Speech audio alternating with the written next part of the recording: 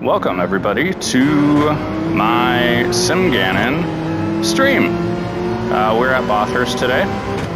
10 laps, BOP applied. Weight class is the same for everybody. Power class is the same for everybody. We're gonna see how we do here. Jesus. Stay off that rev limiter.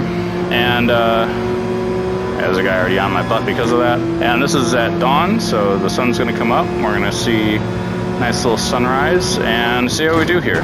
I already have a slight advantage because I started in 8th, but if I started any further behind, I don't know how I'd ever win this. I mean, this is one of the hardest tracks on Gran Turismo in the world in general, just based on how tight it is and these red and white.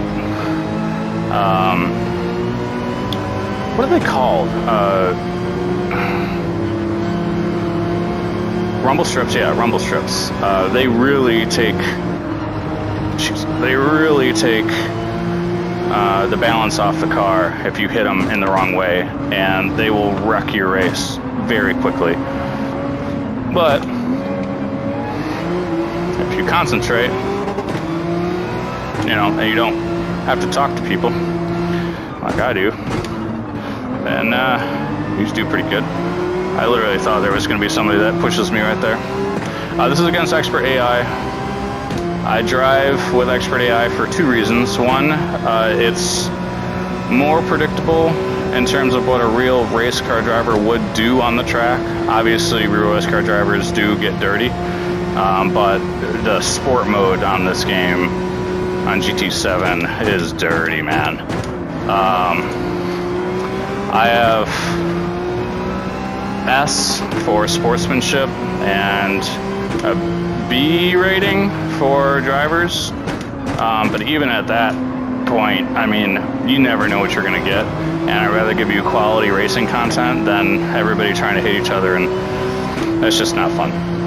It's more stressful. People get upset and angry, and I don't like to do dirty racing. I like to race clean. I like to show what I can do based on skill and not luck, because somebody's crashing somebody else out. We are with Racing Hards. That's the only tire I could apply for this BOP race, unless it actually does rain, which I do have rain tires. And then power level 1 is totally fine. I gotta brake a little bit more there. Power level 1 is 25, totally fine, because I'm going to pit once at lap 7, I think. 4.8 laps to go, lap 7. And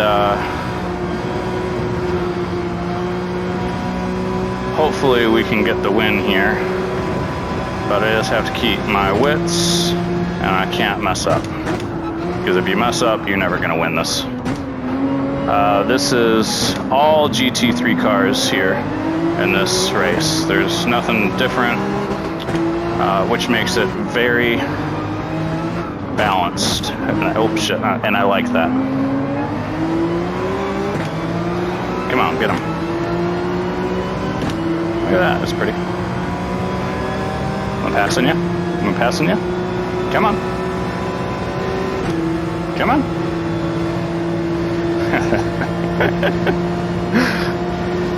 No, I'm not. I don't want to hit you. Yeah. Outbrake him.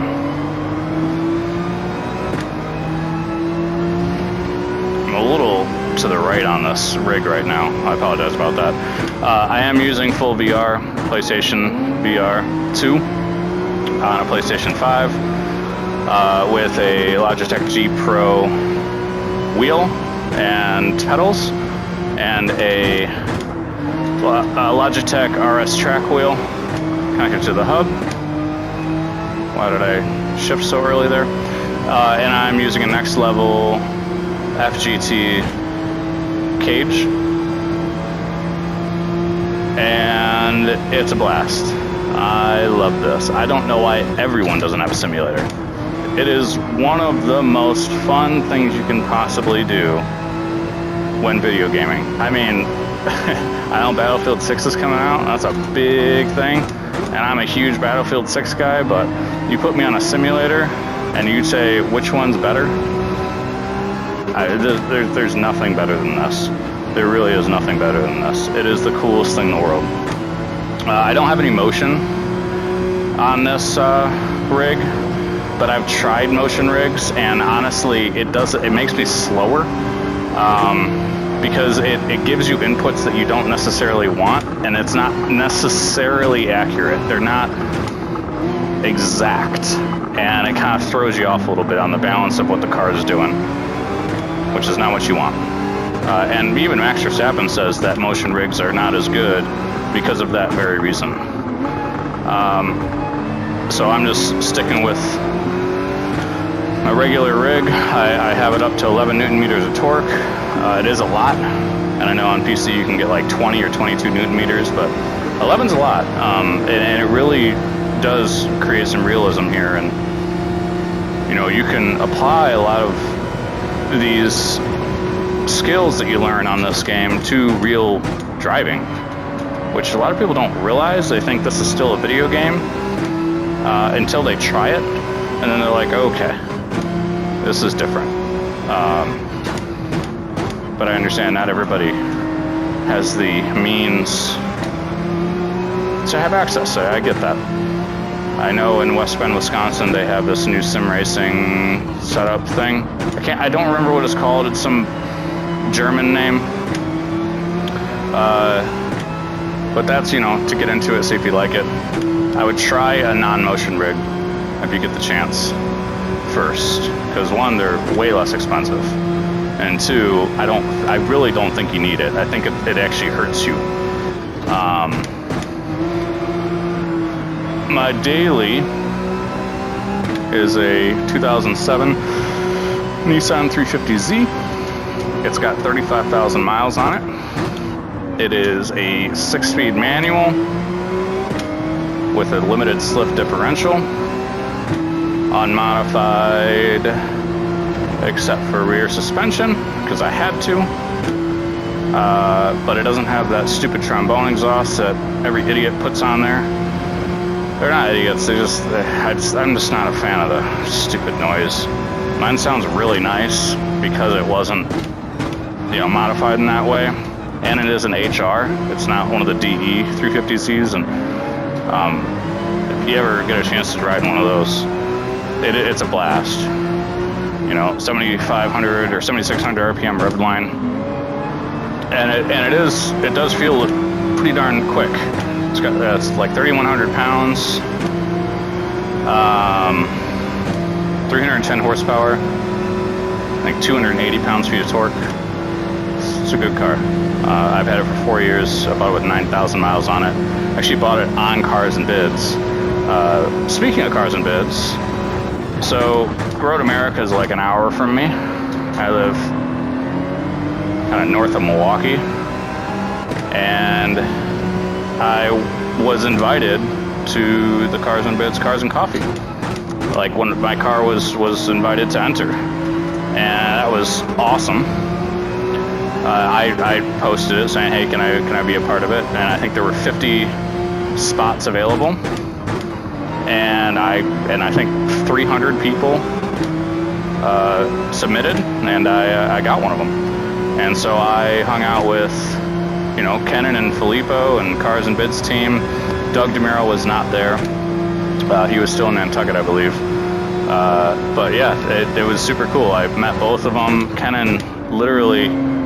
Filippo literally pulled my car in, like guided me to my location spot on the Cars and Coffee grounds. So that was really cool.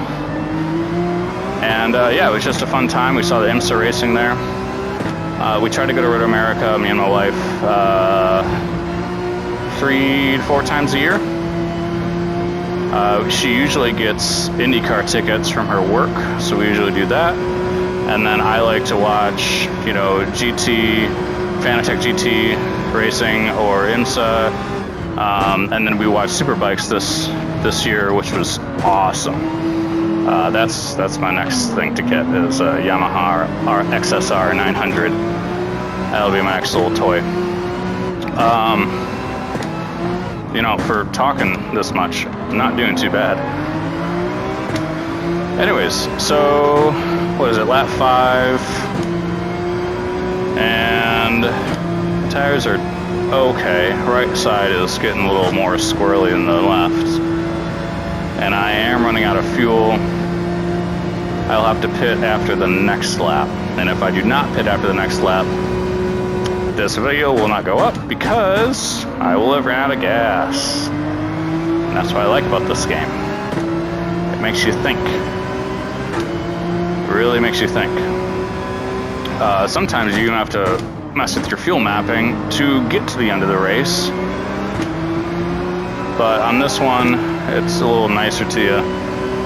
Power level 1, full power, will get you there. Again, this is BOP. I don't have a turbo on my car. I don't have, you know, anything that's increasing my speed based on anybody else. I have the same exact power and weight as everybody else. I don't even use brake balancing. And I have zero traction control. I don't use it. So this is full skill of what I can actually do and I'm capable of. And it is expert AI, I think, like I said earlier. But yeah, we're having fun. Obviously, first is what I'm shooting for here, and I can see that it might happen, but Bathurst has burned me many times. It is such a technically challenging track, and you have to stay on your toes all the time, or you will crash. I've probably driven 400 to 500 laps of this track in my time.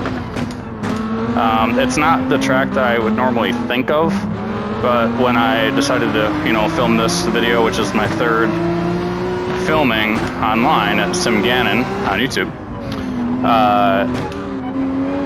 I thought, you know, this is a cool track to film, especially with all that in the distance. I'm pointing at it right now, you can see my finger. That's that's stupid.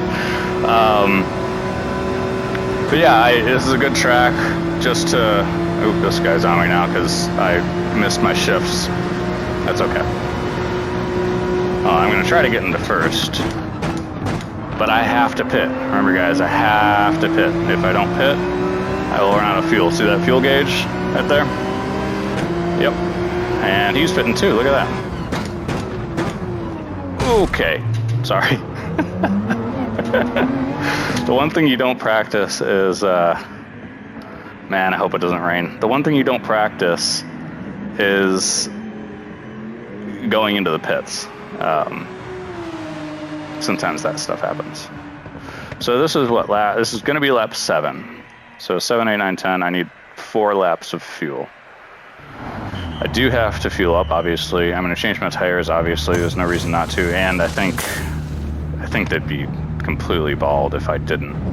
So I want to take advantage of all the seconds I can here.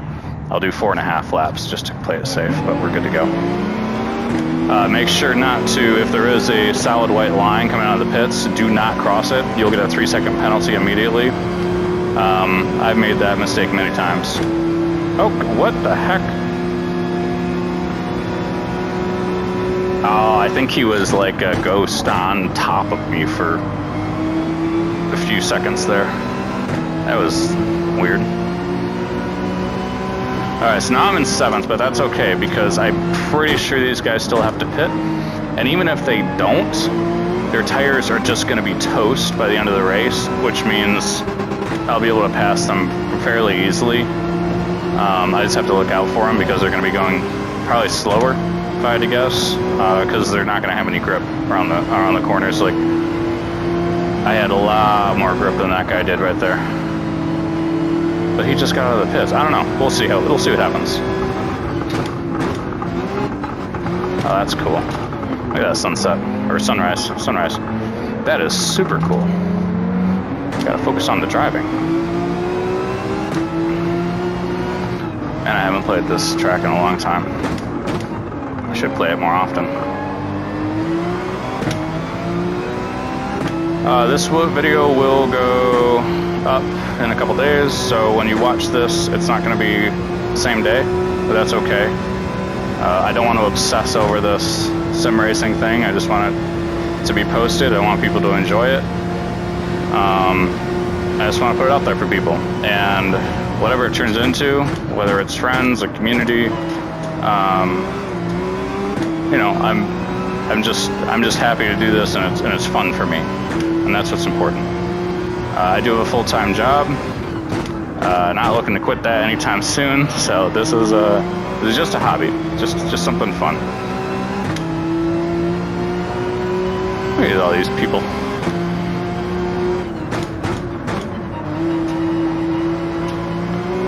I think I'll still win. We got 2.5 laps to go, 3 laps to go. I think we still got a chance, right? Just gotta concentrate here. I think you guys would be mad at me if I mess up because I'm trying to tell a story or talk and I had the chance to win. So I'm just gonna try to calm it down and focus for a second here. Once I get into first, I can really fly. I want to try to get fastest lap if I don't have it already. I know that sounds stupid against expert AI, but these guys are legitimately good, especially with the same BOP applied. Ooh, I almost lost it right there. And I almost lost it there too. Alright, I gotta stop talking. I have a chance to win. Let's get it.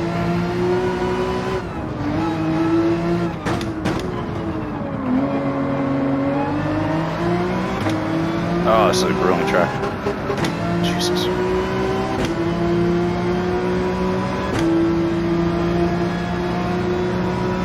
I messed up. It's okay, I got time.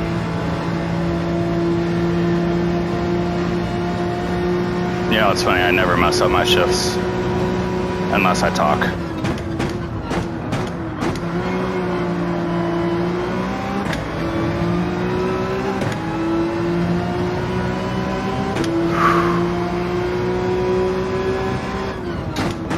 What do you think, guys? These rumble strips are so dangerous in this specific track. They're so far up off of the ground.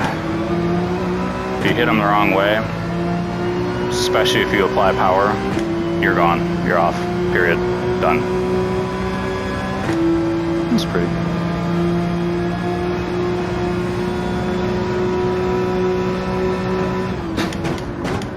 This is one of those corners that you don't think that you can come into it so quickly. That's what she said. But you can. I mean, you can brake quite late in that corner and carry a lot of speed, and it helps you go up the hill to try to gain momentum on your other partners on the track here. Why do I feel like this guy's gonna give me a hard time? Nope, he was alright. He was fine.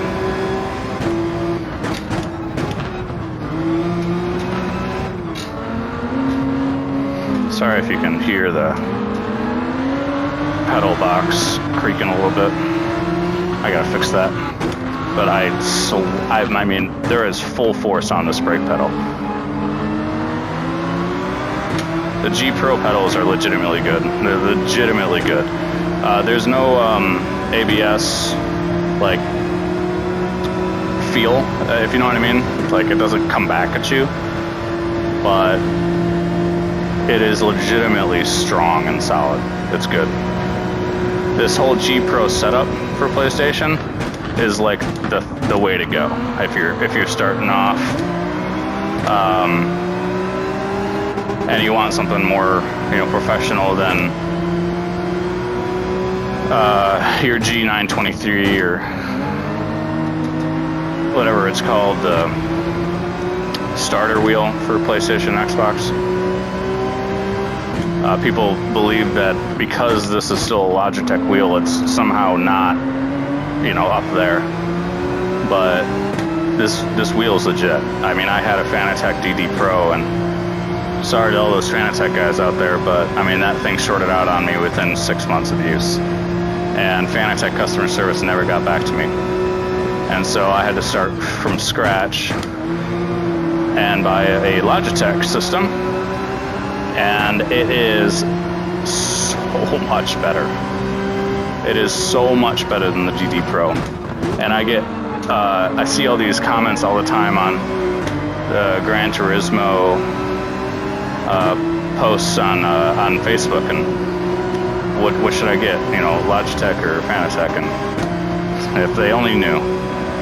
And it's like everybody wants to give their opinion on those posts too. There's like 400 comments every single time somebody has something to say about that, and it's like, if they only knew. Now, I'm just not saying Logitech customer service is great either. Oh shit. I don't want to win this race by cheating. I want to win it by being good. Come on. Why are you braking so hard? Let's go. There we go. Alright. First place. Woo! Let's not mess up the last 4 corners. It is a very pretty location. Yeah, I got him. And perfect braking.